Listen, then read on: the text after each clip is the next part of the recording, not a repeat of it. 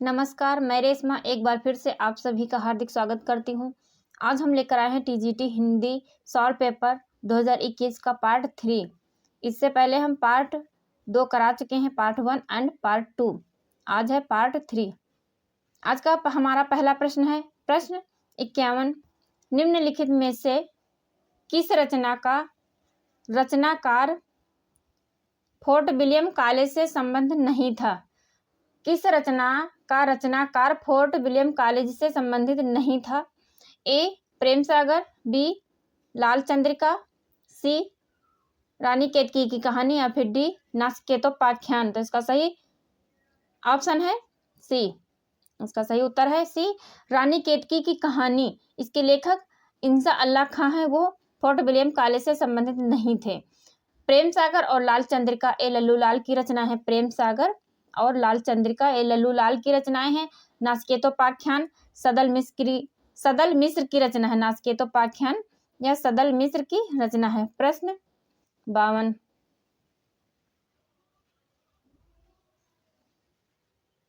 प्रश्न 52 है, पक्षी का पर्यायवाची नहीं है, यानी पक्षी का पर्यायवाची नहीं है। ए खग, बी शकुन, सी शकुंद या फिर डी शकुंत। तो इसका सही ऑप्शन है सी शकुंद। शकुंद पक्षी का पर्यायवाची नहीं है। खग, शकुन और शकुंत ये तीनों पक्षी के पर्यायवाची हैं। प्रश्न 53। प्रश्न 53 है, खड़ी बोली का एक अन्य नाम है। खड़ी बोली का एक अन्य नाम है। ए अंतर्वेदी, बी प्राची, सी कौरवी या फिर डी हरियाणवी। तो इसका सही ऑप्शन है सी कौरवी। खड़ी बोली का एक अन्य नाम है सी कौरवी। प्रश्न 54। गुरुवे शब्द का सही संधि विच्छेद। गुरुवे शब्द का सही संधि विच्छेद होगा। ए गुरु प्लस वे, बी गुरु प्लस ए, सी गुरु प्लस वे या फिर डी गुरु प्लस वे। तो इसका सही ऑप्शन है डी गुरु प्लस वे। गुरुवे शब्द का सही संधि विच्छेद है गुरु प्लस वे। प्रश्न 55 है, निम्नलिखित में से कौन सा काव्य संग्रह नरेंद्र शर्मा का नहीं है? ए कर्णफूल, बी सूलफूल, सी प्रवासी के गीत या फिर डी अपराजिता तो इसका सही ऑप्शन है डी अपराजिता। कर्णफूल, सूलफूल, प्रवासी के गीत ये तीनों रचनाएं नरेंद्र शर्मा की हैं, बल्कि अपराजिता नरेंद्र शर्मा की रचना नहीं है। इसका सही ऑप्शन है डी अपराजिता। प्रश्न 56 है, विधा की दृष्टि से सुमेलित नहीं है। विधा की दृष्टि से सुमेलित नहीं है। ए अत्र कुशल तत्रास्तु पत्र साहित्य, बी अपनी धरती अपने लोग, ये यहाँ पे कट है। बी है अपनी धरती अपने लोग आत्मकथा, सी व्यक्तित्व की झांकियां रेखा चित्र या फिर डी शांति निकेतन से शिवालिक यात्रा व्रत है। विधा की दृष्टि से सुमेलित नहीं है, तो इसमें सारे क्वेश्चन सही हैं, सारे प्रश्न सही हैं। आयोग ने इसे स्टार दिया है। प्रश्न 57। ऊट पटांग शब्द में समास है। ए बहुब्रीहि समास, बी द्वंद्व समास, डी द्विगु समास या फिर सी तत्पुरुष समास। ऊट पटांग में समास है, तो इसका सही ऑप्शन है डी। तत्पुरुष समास। ऊट पटांग शब्द में समास है तत्पुरुष समास। ऊट पटांग का समास विग्रह होगा ऊट पर टांग। ऊट पटांग का अर्थ होता है बेतुका, अजीब, बेढंगा। ऊट पटांग का अर्थ होता है बेतुका, अजीब और बेढंगा। प्रश्न 58 सभी स्वर होते हैं। ए दीर्घ, बी अघोष, सी महाप्राण या फिर डी अल्प प्राण, यानी सभी स्वर होते हैं, तो इसका सही ऑप्शन है डी अल्प प्राण। सभी स्वर अल्प प्राण होते हैं। प्रश्न 59 है, वध स्थल से छलांग किस लेखक की कहानी है? वध स्थल से छलांग किस लेखक की कहानी है? ए ऋषिकेश सुलभ, बी प्रदीप जायसवाल, सी सत्यकेत विद्यालंकार, फिर डी डॉक्टर धर्मवीर भारती। तो वध स्थल से छलांग किस लेखक की कहानी है? तो ये इसका सही ऑप्शन है ए ऋषिकेश सुलभ, ऋषिकेश सुलभ। प्रश्न 60 है, लिपि के विकास का क्रमिक सोपान है। लिपि के विकास का क्रमिक सोपान है। ए सूत्र लिपि, चित्र लिपि, प्रतीकात्मक लिपि या भावमूलक लिपि। बी भावमूलक लिपि, चित्र लिपि, सूत्र लिपि, चित्र लिपि या फिर प्रतीकात्मक लिपि। सी है चित्र लिपि, सूत्र लिपि, प्रतीकात्मक लिपि, भावमूलक लिपि या फिर डी सूत्र लिपि, भावमूलक लिपि, चित्र लिपि या प्रतीकात्मक लिपि। तो 60 का सही ऑप्शन है सी। इसका सही ऑप्शन है सी चित्रलिपि, इसके बाद सूत्र लिपि, फिर प्रतीकात्मक लिपि, फिर भावमूलक लिपि। लिपि के विकास का क्रमिक सोपान है, इसका सही ऑप्शन है सी। प्रश्न 61 है, कोई व्यक्ति या वस्तु जिस आधार से अलग होती है या दूर जाती है उस आधार में कौन सा कारक प्रयुक्त होता है? ए संपादन कारक, बी अपादान कारक, फिर सी संबंध कारक, डी करण कारक। तो इसका सही ऑप्शन है बी अपादान कारक। अपादान कारक है यानी कोई वस्तु किसी वस्तु से अलग हो रही है, यानी वृक्ष से पत्ते गिरते हैं तो वृक्ष से पत्ते अलग हो रहे हैं, इसलिए यहाँ पर अपादान कारक है। गंगा से हिमालय से गंगा निकलती है तो हिमालय से गंगा अलग हो रही है, इसलिए यहाँ पर भी अपादान कारक है।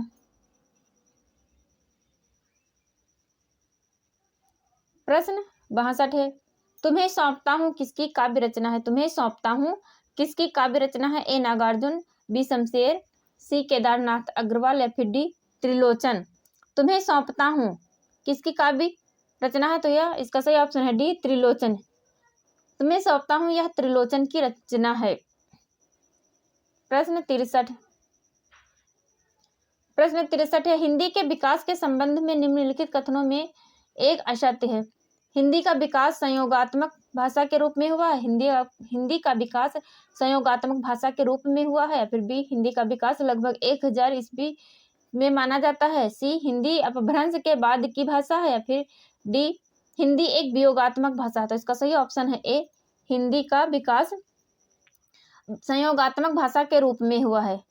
इसका असत्य का कथन पूछा गया है कि हिंदी के विकास के संबंध में निम्नलिखित कथनों में से असत्य है, तो इसका सही ऑप्शन है ए हिंदी का विकास संयोगात्मक भाषा के रूप में हुआ है। प्रश्न 64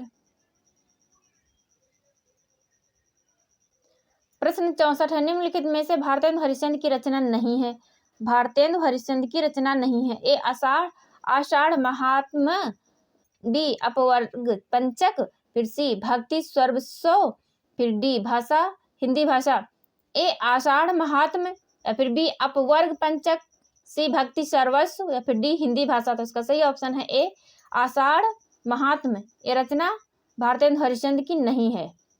अपवर्ग पंचक, भक्ति सर्वस्व, हिंदी भाषा, ये तीनों रचनाएं भारतेंदु हरिश्चंद्र की हैं। प्रश्न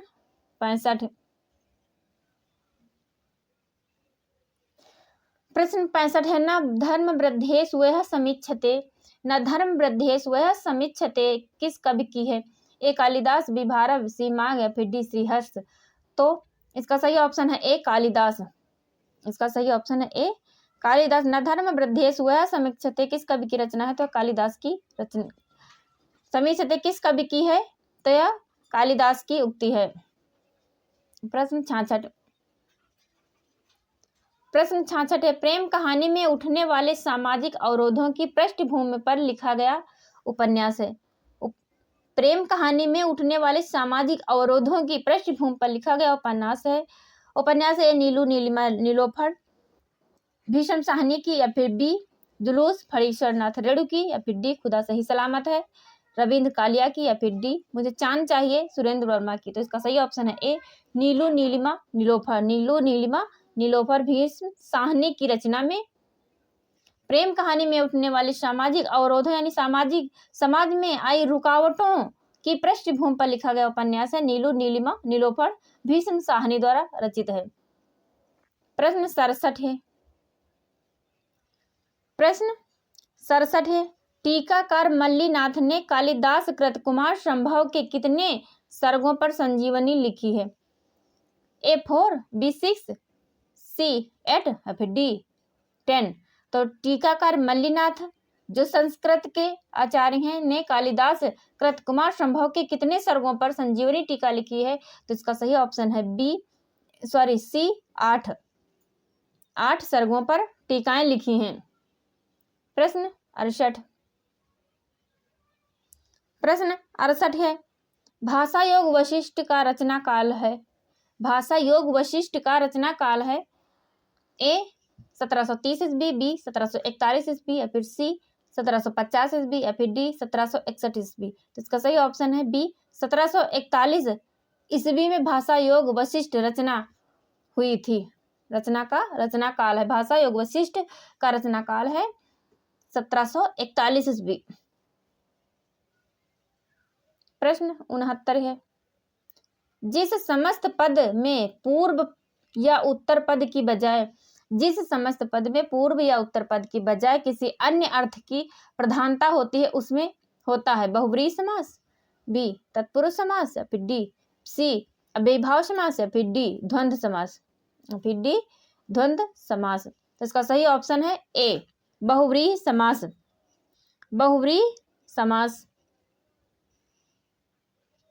प्रश्न 70 है। सनिकज्जल चस झस लगन उपजयो सुदिन स्नेहु क्यों न नरपति हवे भोगवे लहि सुदेशु सब देहु। बिहारी के उपरोक्त दोहे में उनकी बहुज्ञता का कौन सा पक्ष प्रकट हुआ है? ए वैदिक ज्ञान, बी राजनीति, सी देशाटन, या फिर डी ज्योतिष ज्ञान। तो इसका सही ऑप्शन है डी ज्योतिष ज्ञान। इसका सही ऑप्शन है डी ज्योतिष ज्ञान। प्रश्न 71। निम्नलिखित में एक मार्कंडे की कहानी नहीं है। मार्कंडे की कहानी नहीं है। महुए का पेड़, ए महुए का पेड़, बी रामलीला, सी पानफूल, फिर डी हंसा जाए अकेला। तो इसका सही ऑप्शन है बी रामलीला मार्कंडे की कहानी नहीं है। महुए का पेड़, पानफूल, हंसा जाए अकेला ए मार्कंडे की कहानी है। प्रश्न 72। प्रश्न 72 है। अंतःकरण की वृत्तियों के चित्र का नाम कविता है। यह काव्य लक्षण किसने प्रस्तुत किया है? अंतःकरण की वृत्तियों के चित्र का नाम कविता है। यह काव्य लक्षण किसने प्रस्तुत किया है? ए रामचंद्र शुक्ल, बी श्याम सुंदर दास, सी महावीर प्रसाद द्विवेदी, या फिर डी हजारी प्रसाद द्विवेदी। तो इसका सही ऑप्शन है सी महावीर प्रसाद द्विवेदी। अंतःकरण की वृत्तियों के चित्र का नाम कविता है। यह काव्य लक्षण किसने प्रस्तुत किया है? तो यह महावीर प्रसाद द्विवेदी ने प्रस्तुत किया है। प्रश्न 73। कूलम कसा किसका पर्यायवाची है? कूलम कसा किसका पर्यायवाची है? ए नौका, बी नदी, सी बिजली, या फिर डी रात्रि। तो कूलम कसा किसका पर्यायवाची है? तो इसका सही ऑप्शन है बी नदी। कूलम कसा नदी का पर्यायवाची है। प्रश्न 74। प्रश्न 74 है। जहां वक्रता सर्प के चाल में थी, प्रजा में नहीं थी, ना भूपाल में थी, उपरोक्त पंक्तियां किस अलंकार की उदाहरण है? उपरोक्त पंक्तियां किस अलंकार की उदाहरण है? ए अर्थांतरन्यास, बी परिसंख्या, फिर सी विभावना, या फिर डी अपहनुत। तो इसका सही ऑप्शन है बी परिसंख्या। जहां वक्रता सांप के चाल में थी, प्रजा में नहीं थी, ना भोपाल में थी, उपरोक्त पंक्तियां किस अलंकार की हैं? तो परिसंख्या अलंकार की हैं। परिसंख्या अलंकार की। 75। प्रश्न 75 है। ग्लोबल गांव के देवता उपन्यास में सर्वोच्च देवलोक किसे कहा गया है? ग्लोबल गांव के देवता उपन्यास में सर्वोच्च देवलोक किसे कहा गया है? ए लंदन को, बी पेरिस को, सी न्यूयॉर्क को, फिर डी डी दिल्ली को। तो इसका सही ऑप्शन है सी न्यूयॉर्क को। ग्लोबल गांव के देवता उपन्यास में सर्वोच्च देवलोक न्यूयॉर्क को कहा गया है। प्रश्न 76।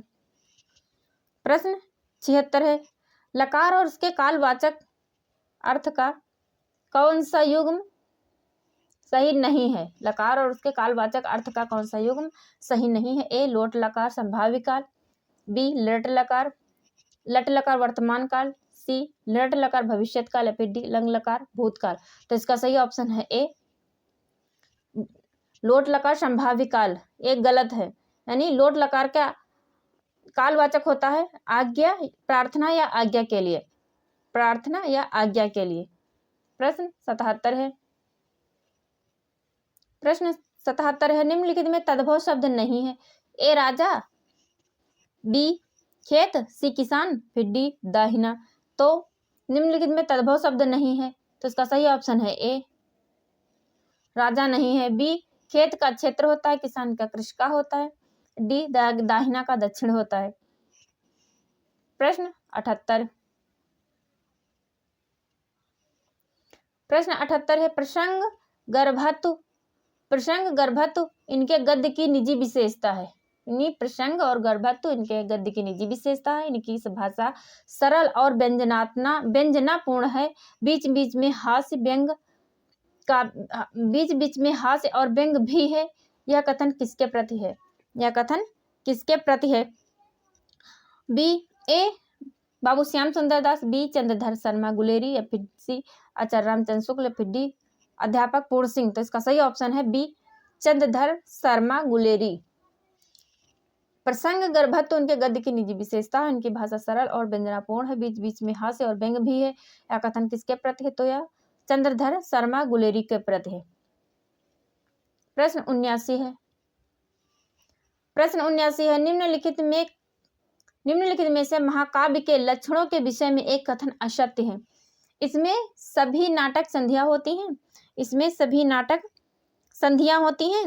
इसमें सभी रस प्रधान रस के रूप में होते हैं। इसमें सभी रस प्रधान रस के रूप में होते हैं। या फिर सी या सर्गों में विभक्त होता है, या फिर डी इनमें इसके आरंभ में देवादि को नमस्कार, आशीर्वाद या वस्तु निर्देश होता है। तो इसका सही ऑप्शन है बी, यानी महाकाव्य के लक्षणों के विषय में एक कथन असत्य है। तो असत्य है बी, इसमें सभी रस प्रधान रस के रूप में होते हैं। ये गलत है, बल्कि सभी रस प्रधान रस के रूप में नहीं होते हैं। प्रश्न 80 है। गणनावाचक शब्द आयुतम किसके लिए प्रयुक्त होता है। गणनावाचक शब्द आयुतम किसके लिए प्रयुक्त होता है। ए 10 लाख, बी 1 लाख, सी 5 लाख, या फिर डी 10,000। तो इसका सही ऑप्शन है डी 10,000। इसका सही ऑप्शन है डी 10,000। गणनावाचक शब्द आयुतम किसके लिए प्रयुक्त होता है। तो 10,000 के लिए प्रयुक्त होता है। प्रश्न 81। चेहरे अनेक किसकी आत्मकथा है। नेमीचंद जैन, धर्मवीर भारती, इलाचंद जोशी, या फिर उपेंद्र नाथ अस्क। चेहरे अनेक किसकी आत्मकथा है। तो इसका सही ऑप्शन है डी उपेंद्र नाथ अस्क की आत्मकथा है। चेहरे अनेक उपेंद्र नाथ अस्क की आत्मकथा है। प्रश्न 82 है। नमः शब्द के योग में विभक्ति होती है। ए प्रथमा, बी द्वितीया, सी तृतीया, फिर डी चतुर्थी। तो नमः शब्द के योग में विभक्ति होती नमः, तो इसका सही ऑप्शन है डी चतुर्थी। नमः शब्द के योग में विभक्ति होती है डी चतुर्थी। नमः स्वस्ति स्वाहा स्वधा अलम वसट योग चा, इसके योग में चतुर्थी विभक्ति होती है। प्रश्न है 83। प्रश्न 83 है निम्नलिखित में सुमेलित नहीं है। प्रभा खेतान अपने अपने चेहरे, नासिरा शर्मा ठीकरे की मंगनी, सूर्यबाला अग्निपंखी, या फिर डी मृदुला गर्ग। निम्नलिखित में कौन सुमेलित नहीं है। तो प्रभा खेतान अपने अपने चेहरे, या प्रभा खेतान की रचना है। नासिरा शर्मा की ठीकरे की मंगनी है। सूर्यबाला अग्निपंखी की है। सूर्यबाला की अग्निपंखी है। और मृदुला गर्ग की एक जमीन अपनी, ए नहीं है, यानी सुमेलित नहीं है। तो यही इसका सही ऑप्शन है। मृदुला गर्ग एक जमीन अपनी, ये सही ऑप्शन है, यानी सुमेलित नहीं है। प्रश्न 84। प्रश्न 84 है, मर गया दीपदान नामक चर्चित कहानी के लेखक। मर गया दीपदान नामक चर्चित कहानी के लेखक हैं ए चंद्र किशोर जायसवाल, बी रमाकांत श्रीवास्तव, सी रमणिका गुप्ता या फिर डी संजीव। मर गया दीपदान नामक चर्चित कहानी के लेखक हैं ए चंद्र किशोर जायसवाल। इसका सही ऑप्शन है ए चंद्र किशोर जायसवाल। प्रश्न 85। प्रश्न 85 है, विखंडनवाद का जनक माना जाता है। विखंडनवाद का जनक माना जाता है ए रूसो को, बी देरिदा को, सी सेस्यूर को या फिर डी रिचर्ड को। विखंडनवाद का जनक माना जाता है तो देरिदा को माना जाता है। इसका सही ऑप्शन है बी देरिदा। इसका सही ऑप्शन है बी देरिदा को विखंडनवाद का जनक माना जाता है। प्रश्न 86। प्रश्न 86 है, पद्मावत का बांग्ला अनुवाद किसने किया था। पद्मावत का बांग्ला अनुवाद किसने किया था ए मगन ठाकुर, बी आलोजाला, सी नसरुद्दीन हुसैन या फिर डी सुजाउद्दौला। तो इसका सही ऑप्शन है बी आलो उजाला। आलो उजाला। पद्मावत का बांग्ला अनुवाद किसने किया था तो यह आलो उजाला ने किया था। प्रश्न 87 है। प्रश्न 87, संस्कृत के किस कवि ने अपने लिए पद वाक्य प्रमाणज्ञ विशेषण का प्रयोग किया है।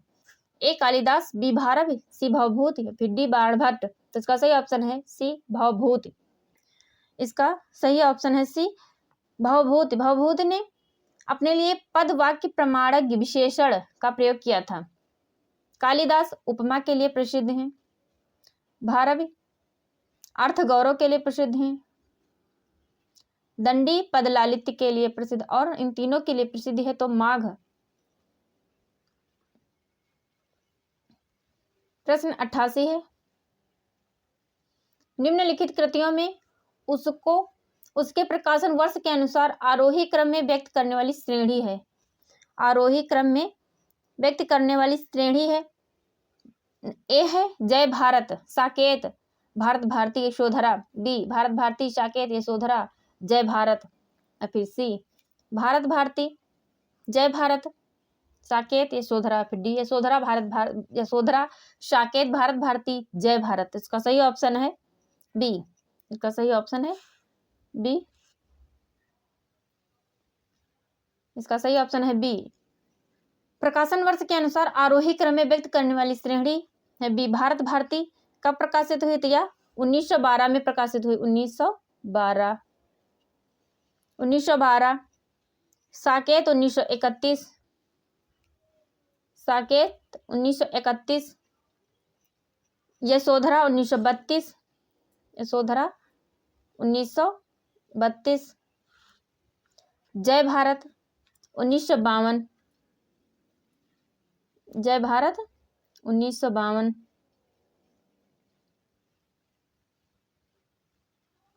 आप लोग लिख लीजिएगा 1952।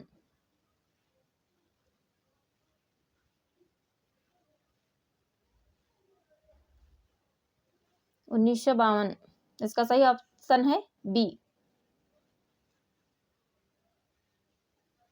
प्रश्न 89। प्रश्न 89 है, कालिदास ने अभिज्ञान शाकुंतलम में कितने प्रकार के छंदों का प्रयोग किया है। कालिदास ने अभिज्ञान शाकुंतलम में कितने प्रकार के छंदों का प्रयोग किया है। ए 15, बी 18, सी 20 या फिर डी 24 या फिर डी 24। तो इसका सही ऑप्शन है डी 24। कालिदास ने अभिज्ञान शाकुंतलम में 24 प्रकार के छंदों का प्रयोग किया है। प्रश्न 90।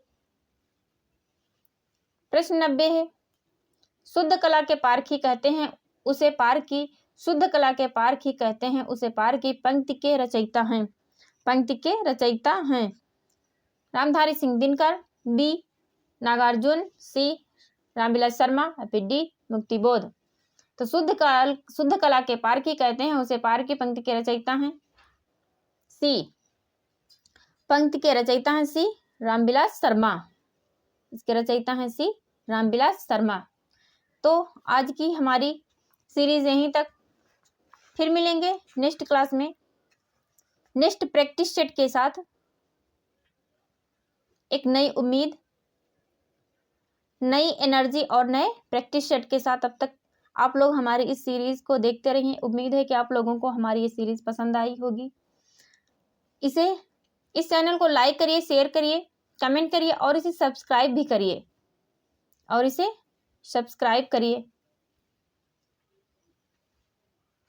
तब तक के लिए नमस्कार।